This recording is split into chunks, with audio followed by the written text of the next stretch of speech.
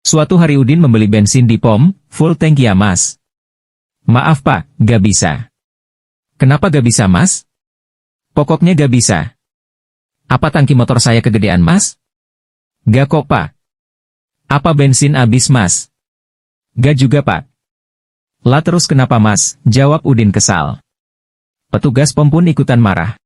Kalau beli bensin mikir dong, masa 5.000 minta full tank emang nih pom punya nenek lo. Suatu siang, Udin mendapati sebuah SMS di HP anaknya yang ditinggalkan begitu saja di meja makan, pesannya seperti ini. Selamat siang sayang, udah makan belum? Nanti malam kita jadi tidur bareng di rumahku kan? Jangan sampai ketahuan ya. Melihat SMS itu Udin sangat marah. Ia melaporkan ke istrinya tentang hal itu. Tibalah saatnya anaknya pulang sekolah, mereka sudah siap-siap memarahinya. Nak, nanti malam mau kemana? Oh, nanti rencananya mau belajar di rumah teman pak. Istri Udin pun langsung menampar anaknya. Kenapa bu, kok menampar saya? Nak, jangan pura-pura tidak tahu, kamu pasti bohong. Coba lihat SMS ini, kata Udin sambil menunjukkan isi SMS itu. Lah kartu yang dipasang di HP saya kan kartunya ayah, kata ayah HP-nya rusak dan lagi ada SMS penting, jadi terpaksa aku dipinjamkan ke ayah. Seorang petugas polisi di kota kecil menghentikan Udin yang kedapatan ngebut di jalan utama kota.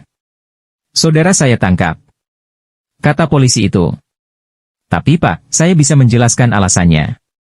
Jangan banyak omong, bentak polisi itu. Saya akan menahan kamu sampai kepala polisi datang. Tapi, Pak, Anda harus dengar saya dulu. Sudah kubilang jangan banyak omong. Kamu akan segera saya masukkan ke dalam tahanan. Beberapa jam kemudian, polisi itu menengok kembali tahanan tersebut dan berkata, kamu sangat beruntung. Karena hari ini kepala polisi sedang menghadiri pernikahan putrinya. Hatinya pasti senang saat dia kembali ke sini nanti. Jangan harap, jawab Udin dari dalam tahanan. Saya adalah pengantin prianya. Udin baru saja menyelesaikan upacara pernikahannya dengan Soimah. Tapi pada malam pertama mereka tidak langsung berhubungan intim karena lelah sehabis menjalani pesta. Pada malam itu mereka hanya mengisi malam dengan makan bakso di dalam kamar. Sementara tanpa sepengetahuan mereka, ibunya Udin menguping dari balik pintu dan mendengarkan pembicaraan mereka. Mas, sudah dikocok-kocok nggak keluar-keluar? Kata Soimah sambil mengocok botol sambal. Jelas saja, lobangnya kekecilan. Ya sudah, ujungnya saya gunting saja. Ibunya Udin langsung kaget dan mendobrak pintu kamar sambil berteriak, jangan. Dulu sudah pernah digunting.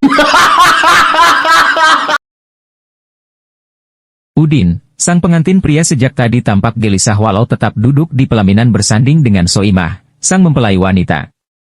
Soimah akhirnya bertanya kepada Udin. Kenapa sih kau gelisah terus mas? Gak sabar menunggu tamu pulang ya? Bukan soal itu. Lihat, hujan turun dengan deras tuh. Kan justru asik, malam pertama kita disambut dengan hujan deras. Pasti akan lebih romantis bukan? Iya sih. Tapi lama-kelamaan bisa banjir masuk ke dalam rumah, malam pertama kita bisa gagal total. Di sebuah sekolah dasar, suatu saat seorang guru bertanya pada salah satu muridnya. Udin tolong jawab pertanyaan ibu ya, kalau ada 5 ekor burung di jendela, kemudian ditembak 1, berapa yang masih tertinggal? Habis dong bu, kan lainnya pada terbang. Salah, harusnya dijawab masih tinggal 4 ekor, tapi saya senang dengan cara berpikir kamu. Di saat yang lain Udin balik bertanya pada bu guru. Bu guru tolong jawab pertanyaan saya kalau ada 3 orang cewek, masing-masing membawa es krim. Cewek pertama makan es krim dengan dikunyah sedikit-sedikit. Yang kedua dengan menggigit es krim dan contongnya, dan yang ketiga dengan menjilati dan mengulumnya. Manakah di antara ketiga cewek itu yang sudah menikah? Pasti yang makannya dengan menjilati dan mengulum es krimnya. Salah, harusnya dijawab yang memakai cincin kawin. Tapi saya senang dengan cara berpikir bu guru. Seorang ibu mengajar anaknya memasak, sambil menyiapkan hidangan untuk berbuka puasa. Neng tolong taruh wajan di atas kompor. Baik bu, terus apa lagi? Masukkan 2 sendok makan minyak goreng, tunggu sampai panas. Iya bu, ini minyaknya sudah panas. Nah, masukkan bumbu yang sudah diulek halus, tunggu sampai baunya harum. Sudah Bu, terus apa lagi? Tuangkan santan yang dipanci itu, tunggu sampai mendidih. Bu, santan sudah mendidih, terus bagaimana? Kalau sudah mendidih kasih salam. Soimah pun mendekatkan mukanya ke wajan sambil berbisik, Assalamualaikum. Udin mendatangi warteg pinggir jalan saat siang hari di bulan Ramadan. Dengan tampang seram Udin berkata, "Woi, mana nih yang punya warteg? Ya ada apa Pak? Bapak yang punya warteg ini?" Iya Pak. Ini kan bulan Ramadan, bulan yang suci, hormati dong orang yang lagi puasa. Kalau jualan boleh aja tapi pakai penutup tirai kek supaya gak kelihatan. Beberapa menit kemudian pemilik warteg memasang tirai penutup. Kemudian Udin masuk ke dalam warteg. Nah gitu dong, pesan es tehnya satu ya. Pada suatu hari, seorang guru bertanya kepada siswanya, "Anak-anak, kalian mau jadi apa ketika dewasa nanti?" Soimah pun menjawab dengan antusias, "Saya ingin menjadi seorang dokter, Pak." Guru tersenyum dan bertanya lagi, "Bagus. Kenapa kamu ingin menjadi dokter?" Soimah pun menjawab, "Karena saya ingin menyembuhkan orang sakit dan membuat mereka bahagia." Tiba-tiba, Udin berkomentar, "Kalau begitu saya ingin menjadi pasiennya supaya saya bahagia, Pak." Udin dan Soimah adalah sepasang suami istri yang telah hidup bersama selama 10 tahun. Udin menginginkan agar HP miliknya tidak boleh dibuka, sedangkan Soimah meminta tidak boleh membuka laci meja. Keduanya pun sudah saling sepakat. Kesepakatan tersebut telah berjalan selama 10 tahun. Suatu hari Udin yang penasaran membuka laci dan menemukan 2 biji kacang hijau dan selembar uang 5.000.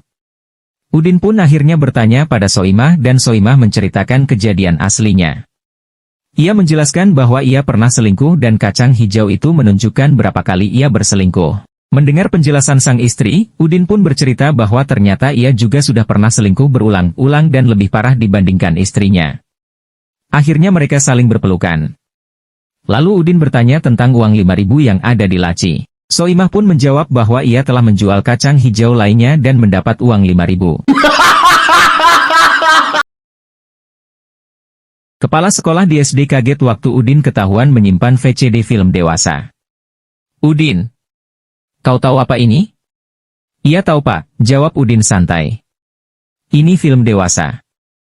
Untuk apa kamu bawa?" Udin mau ajak teman-teman yang malas belajar untuk nonton. "Karena Papa pernah bilang ke Mama begini, Mama, nonton film ini yuk, biar bisa nambah semangat." Suatu hari di atas Laut Jawa sebuah pesawat yang mengalami kerusakan mesin karena tak terawat, pilot memohon para penumpang laki-laki dewasa untuk mengorbankan diri bagi keselamatan penumpang wanita dan anak-anak. Pilot pun berkata, "Di bawah kita laut, kalau Anda yang terjun dengan pelampung, bisa tetap selamat." Seorang pengusaha bangkit dari duduknya langsung melompat ke pintu pesawat yang sudah terbuka. Segera setelah pengusaha itu melompat, penumpang laki-laki dewasa yang lain bergegas menuju pintu pesawat. Ternyata tanpa rasa takut semua penumpang laki-laki dewasa melompat ke laut kecuali Udin, laki-laki terakhir yang berpakaian loreng-loreng, mirip tentara. Udin bukannya melompat, malah menutup pintu pesawat. Pilot pun bertanya, "Kenapa Anda tidak melompat?"